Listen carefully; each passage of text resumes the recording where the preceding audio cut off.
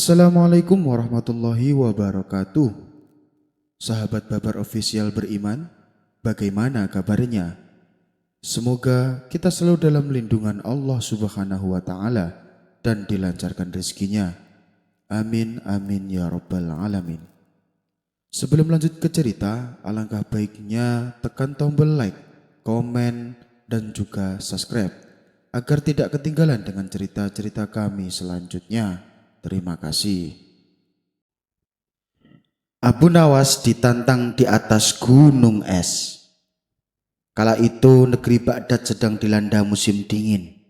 Apalagi bila malam tiba, angin berhembus begitu kencang sehingga hawa dingin terasa menusuk tulang. Akibatnya suasana pada malam hari jalanan menjadi sepi tanpa ada aktivitas sama sekali. Sementara Baginda Raja yang sedang duduk di singgah sananya berkata kepada Panglima prajurit, "Dalam situasi seperti ini kamu harus tetap waspada, jangan sampai lengah. Sebab kondisi jalanan kota Baghdad sedang sepi, bisa dimanfaatkan oleh pencuri untuk melancarkan aksi jahatnya, terutama pada malam hari." Sang Panglima menjawab, "Siap Paduka yang mulia. Saat malam tiba di setiap sudut-sudut jalan saya sudah tugaskan beberapa prajurit untuk berjaga. Jadi masyarakat tak perlu khawatir, rumahnya akan aman dari aksi perampokan." Mendengar itu Baginda Raja pun merasa lega. "Bagus, keamanan rakyatku harus diutamakan," tutur Baginda Raja. "Siap Paduka yang mulia, tapi saya ingin mengajukan permintaan. Ini menyangkut prajurit-prajurit yang berjaga pada malam hari. Mereka semua kedinginan saat bertugas. Saya ingin mereka diberikan baju mantel yang tebal supaya mereka bisa fokus dalam tugasnya," pinta sang Panglima. "Baiklah, kamu minta saja sama bendahara kerajaan supaya membeli baju mantel buat mereka," balas Baginda Raja. Berbicara soal dinginnya saat malam hari, terbesit ide konyol pada diri Baginda Raja untuk menantang Abu Nawas. "Wahai pengawal, suruh Abu Nawas menghadapku sekarang," titah Baginda Raja. Beberapa pengawal istana segera berangkat menuju rumah Abu Nawas. Singkat cerita, datanglah Abu Nawas menghadap Baginda Raja. "Ampun Paduka yang mulia, ada apa gerangan Paduka memanggil hamba?" tanya Abu Nawas. "Aku ada tantangan untukmu. Kalau kamu berhasil melakukannya, kamu akan mendapatkan hadiah uang yang banyak," kata Baginda Raja. Tentu saja Abu Nawas langsung tertarik dengan tawaran Baginda Raja. "Kalau boleh tahu tantangannya apakah itu?" tanya Abu Nawas penasaran. "Tantangannya sederhana. Kamu harus sanggup bermalam di puncak gunung. Tapi ada syaratnya Abu Nawas. Kamu tidak boleh mengenakan baju sehelai pun," sahut Baginda Raja. Sejenak Abu Nawas terdiam. Jangankan di puncak gunung, di luar rumah saja cuacanya sangat dingin, pikir Abu Nawas. Tapi karena ia sedang sangat membutuhkan uang, akhirnya tawaran tersebut diterimanya. "Baiklah Paduka, saya bersedia. Silahkan Paduka tentukan kapan waktunya," ucap Abu Nawas. "Nanti malam Abu Nawas," balas Baginda. Saat menjelang malam tiba, Abu Nawas dikawal oleh beberapa prajurit berjalan menuju puncak gunung. Para prajurit ini bertugas melucuti semua pakaian Abu Nawas dan mengawasinya agar tidak menyalakan api untuk menghangatkan tubuhnya. Sementara para prajurit yang mendampingi Abu Nawas memakai baju mantel tebal supaya tidak kedinginan. Saat menjalankan tantangannya, Abu Nawas menghabiskan malamnya dengan begadang tanpa tidur sedikit pun. Sebab rasa dingin yang ia rasakan sangat luar biasa. Sampai darah dalam nadinya terasa membeku. Wajahnya pun kini mulai pucat menahan dinginnya malam. Abu Nawas sempat akan menyerah, tapi segera ia tepis keinginan tersebut demi hadiah uang yang akan didapatkan. Akhirnya waktu pun sudah menunjukkan pagi. Itu berarti tantangan Abu Nawas sudah selesai dijalani. Betapa gembiranya hati Abu Nawas karena berhasil menjalankan tantangannya tersebut. Kemudian Abu Nawas dan para prajuritnya kembali ke istana untuk menghadap ke Baginda Raja. Baginda Raja menjadi heran Abu Nawas bisa bertahan dan berhasil menjalankan tantangannya. "Hebat kau Abu Nawas, apa yang kau rasakan tadi malam?" tanya Baginda Raja. Abu Nawas pun menceritakan hal mengerikan yang menimpa dirinya. "Saya hampir mati kedinginan Paduka," jelas Abu Nawas. "Apakah di malam itu kau tidak melihat cahaya api dari jauh maupun dekat?" tanya Baginda Raja kembali. "Tentu saja saya melihatnya Paduka. Saya melihat ada cahaya obor tapi remang-remang dari salah satu rumah perkampungan yang berada di bawah kaki gunung," jawab Abu Nawas. Mendengar itu Baginda Raja tertawa. "Berarti kamu gagal Abu Nawas. Pantasan saja kamu kuat bertahan, ternyata kamu menghangatkan tubuhmu dengan cahaya obor api itu," ujar Baginda Raja. "Maksud Paduka?" tanya Abu Nawas heran. "Ya, kamu gagal dan kamu tidak berhak mendapatkan hadiah," kata Baginda Raja menjelaskan. Abu Nawas pun langsung merah mendengarnya, tapi tak berani menunjukkan kepada Baginda Raja. Ia hanya terdiam menahan emosi. "Kurang ajar, aku telah ditipu," gerutu Abu Nawas. Abu Nawas pun terpaksa pulang tanpa membawa hadiah. Sejak saat itu Abu Nawas terus memikirkan cara untuk membalaskan perlakuan Baginda Raja. Hingga pada suatu hari Abu Nawas mendapatkan ide yang cemerlang. Ia pun segera menyusun rencananya dengan menghadap Baginda Raja. "Paduka yang mulia, bila Paduka berkenan, saya mengundang Paduka untuk makan siang di rumah saya," kata Abu Nawas. "Benarkah itu? Masakan apa yang akan engkau hidangkan?" tanya Baginda Raja. "Sop bebek buatan saya Paduka," balas Abu Nawas. Seketika Baginda Raja langsung mengiyakan, mengingat Abu Nawas terkenal jago masak. Apalagi bila masakan sop bebek lezatnya bukan main. Tapi sayangnya Abu Nawas selalu menolak manakala dirinya diminta Baginda untuk memasak. Dan kali ini adalah kesempatan langka baginya untuk bisa menikmati kembali sop bebek buatan Abu Nawas. "Baiklah Abu Nawas, ayo kita ke rumahmu sekarang," pinta Baginda Raja. Sesampainya mereka di rumah Abu Nawas, di halaman rumahnya sudah disediakan meja makan dan kursi. Baginda Raja pun duduk di situ bersama Abu Nawas, sembari menunggu waktu makan siang. Abu Nawas menceritakan beberapa kisah jenakannya yang membuat Baginda Raja tertawa. "Paduka yang mulia, ini sudah waktunya makan siang. Saya mau ke belakang dulu untuk memasak," ucap Abu Nawas. Tidak lama kemudian Abu Nawas kembali menemui Baginda Raja. "Mana makanannya Abu Nawas?" tanya Baginda Raja. "Belum matang Paduka, tunggulah beberapa saat," jawab Abu Nawas.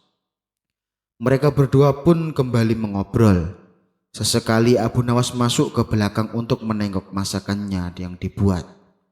Namun sampai waktu menjelang sore, masakan tersebut masih belum juga matang. Baginda Raja pun mulai tak kuasa menahan rasa laparnya. "Kenapa lama sekali Abu Nawas? Aku sudah tidak kuat menahan laparku," ucap Baginda Raja. "Sabar Paduka, mungkin sebentar lagi juga matang," balas Abu Nawas. "Kamu dari tadi bilang seperti itu, tapi sampai sekarang belum juga matang," ujar Baginda Raja mulai emosi. Karena tak kuasa menahan rasa lapar, akhirnya Baginda Raja masuk ke belakang melihat masakan sop bebek yang sedang dibuat. Betapa terkejutnya Baginda Raja. Ia melihat panci sop bebek digantung yang jaraknya 1 meter di atas tungku api. "Apa-apaan ini Abu Nawas? Kamu mau mempermainkan saya ya?" bentak Baginda Raja. "Memangnya kenapa? Ada apa Paduka? Bukankah saya sudah memasaknya dengan benar?" jawab Abu Nawas pura-pura tidak tahu. "Mana mungkin sop bebek bisa matang? Tungku apinya saja jauh dari panci," balas Baginda Raja. "Apakah Paduka lupa? Dulu waktu saya ditantang bermalam di puncak gunung, saya dinyatakan gagal karena menurut Paduka saya menghangatkan diri dengan cahaya obor api milik warga yang ada di bawah kaki gunung. Kalau menurut Paduka jarak jauh itu saja bisa menghangatkan badan, apalagi api yang hanya berjarak 1 meter. Makanya saya memasak sop bebek dengan cara seperti itu. Saya yakin Paduka pasti percaya. Suatu saat pasti sop bebeknya akan matang, kata Abu Nawas menjelaskan. Mendengar itu Baginda Raja yang tadinya emosi menjadi tertawa. Cara kamu membalas memang cerdik Abu Nawas, puji Baginda Raja. Kemudian menebus kesalahannya. Baginda Raja memberikan hadiah uang kepada Abu Nawas atas keberhasilannya sewaktu malam di puncak gunung es. Abu Nawas makam keramat. Biasanya ketika ada sebuah makam keramat yang diziarahi banyak orang, hal itu disebabkan karena di tempat itu dikuburkan seorang yang alim, atau bisa juga seorang pahlawan yang berjasa di negerinya. Tujuan para peziarah pun berbeda-beda. Ada yang sekedar mendoakan, ada pula yang meminta keberkahan. Dan kali ini akan menceritakan kisah lucu tentang Abu Nawas dan makam keramat. Kisah ini berawal ketika Abu Nawas silaturahmi ke rumah sahabatnya yang berada di kampung seberang. Sepulangnya dari sana, Abu Nawas diberi hadiah seekor keledai sebagai kenang-kenangan. Beberapa hari kemudian, Abu Nawas mendengar kabar bahwa sahabatnya itu meninggal dunia. Sedihlah hati Abu Nawas. Ia tak menyangka sahabatnya yang sangat ia cintai pergi begitu saja, cepat meninggalkan dunia. Untuk mengobati rasa kehilangannya, Abu Nawas merawat dengan baik keledai pemberian sahabatnya itu. Sebab keledai inilah satu-satunya kenangan yang membuat dirinya selalu teringat akan sahabatnya. Abu Nawas memperlakukan si keledai dengan sepenuh hati, layaknya ia memperlakukan sahabatnya yang telah meninggal itu. Tidak berselang lama, Abu Nawas kembali dirundung duka. Keledai pemberian sahabatnya juga ikut mati. Ia pun lalu menguburkan di samping sahabatnya yang telah meninggal. Setelah usai mengubur, Abu Nawas bersimpuh di pusara sambil meratapi keledainya. Untuk beberapa lama Abu Nawas terlihat khusyuk berdoa dengan bercucuran air mata. Di saat situasi demikianlah lewatlah rombongan warga melintas di tempat itu. Mereka berpikir pasti yang dimakamkan tersebut adalah makam orang suci. Sebab Abu Nawas yang terkenal alim dan pintar saja sampai rela datang ke kampung mereka hanya untuk menziarahi makam itu. Apalagi ketika mereka melihat Abu Nawas tampak sedih sampai sebegitunya meratapi kepergian orang di makam itu. Rombongan warga ini lalu berhenti dan ikut berdoa di makam tersebut. Ada yang meminta keberkahan, ada pula yang berdoa agar hajatnya terkabul. Tentu saja hal ini membuat Abu Nawas kaget. "Hei, apa yang kalian lakukan?" tanya Abu Nawas heran. "Kami juga ingin mendapatkan keberkahan seperti dirimu. Kami yakin kalau makam ini adalah bukan makam orang sembarangan," jawab mereka. Bertambah kagetlah Abu Nawas mendengarnya. Kemudian Abu Nawas memberitahu bahwa kuburan tersebut bukanlah kuburan siapa-siapa, melainkan kuburan keledai miliknya, tapi mereka tak mempercayainya. "Mana mungkin ini makam keledai? Buktinya kamu sampai sebegitu sedihnya. Kamu pasti ingin mencari keuntungan dari makam ini hanya untuk dirimu saja," ujar mereka. Abu Nawas sudah berkali-kali meyakinkan mereka, tapi mereka tidak menghiraukannya, yang akhirnya membuat Abu Nawas kewalahan. Ia pun akhirnya menyerah dan meninggalkan kampung tersebut. Bertahun-tahun kemudian, Abu Nawas diajak kawannya jalan-jalan mengunjungi kampung tempat keledai Abu Nawas dimakamkan. Sesampainya di sana, Abu Nawas dan kawannya merasa heran. Kenapa ada banyak orang mengunjungi sebuah makam? Ratusan orang terlihat antri bergantian menziarahi makam tersebut. Abu Nawas dan kawannya pun menjadi penasaran. Mereka berdua ingin mengetahuinya. "Makam siapa yang kau kunjungi?"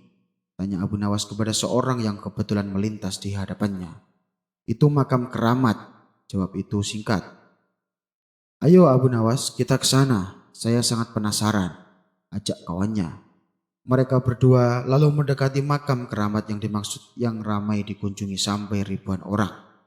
Dan ternyata makam tersebut adalah makam keledainya Abu Nawas yang telah bertahun-tahun meninggal. Melihat hal itu spontan Abu Nawas tertawa terpingkal-pingkal. "Hei Abu Nawas, kenapa kamu tertawa? Apa ada yang lucu?" ujar kawannya heran. Kamu tahu tidak, makam siapa itu? Tanya Abu Nawas. Memangnya kamu tahu? Kata kawannya balik bertanya. Tentu saja saya tahu, aku sangat mengenali makam itu, jawab Abu Nawas. Abu Nawas pun menceritakan kisah tentang makam keledai pemberian sahabatnya. Mendengar cerita Abu Nawas, kawannya itu seketika ikut tertawa terpingkal-pingkal. Tingkah Abu Nawas dan kawannya ini membuat ratusan peziarah merasa terganggu dan menganggap Abu Nawas mengolok-olok makam keramat. Orang-orang lalu menegur Abu Nawas agar menjaga sikap. Tapi Abu Nawas justru malah tertawa lebih kencang. Tentu saja hal ini membuat orang-orang emosi. Mereka segera menangkap Abu Nawas dan hendak memukulinya. Tunggu dulu, kalian jangan cepat emosi. Kalian tahu tidak, makam yang kalian anggap keramat itu bukan makam orang alim, tapi makam keledaiku yang mati. Aku sengaja menguburkannya di situ. Kalau kalian tidak percaya, gali saja kuburan itu.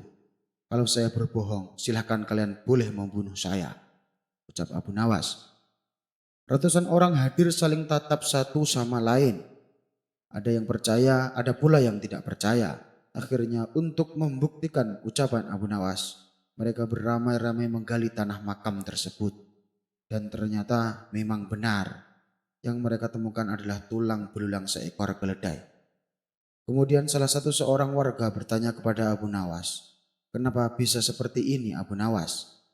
Abu Nawas pun lalu menjelaskan awal mulanya dan kenapa keledainya dimakamkan di kampung mereka itu.